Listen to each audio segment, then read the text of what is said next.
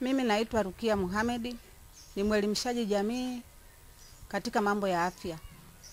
Leo hii nitazungumzia juu ya uzazi wa mpango. Uzazi wa mpango ni mpango ambao mtu na mwenzi wake, yani kati ya mke na mume, wanapanga idadi ya watoto wa kuzaa ambao familia itaweza kuwalea kwa maisha bora. Inakadiriwa watu waliojikita kwenye uzazi wa mpango ni zaidi ya watu 700,000 wa Tanzania.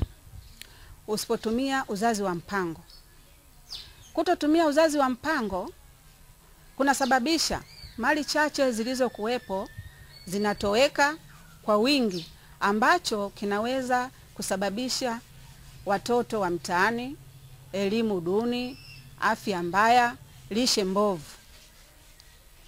Umuhimu wa uzazi wa mpango. Umuhimu wa uzazi wa mpango unaleta mafanikio. Moja ya kwanza, maisha bora kwa familia. Pili, afya bora kwa familia. 3, kupunguza matatizo ya kiuchumi. 4, uwezo wa kujenga nyumba iliyo mzuri. 5, kuongeza uwezekano wa kupata ajira. 6, kuwa na idadi ndogo ya watu. Taarifa ya uzazi wa mpango. Kwa taarifa zaidi kuhusu uzazi wa mpango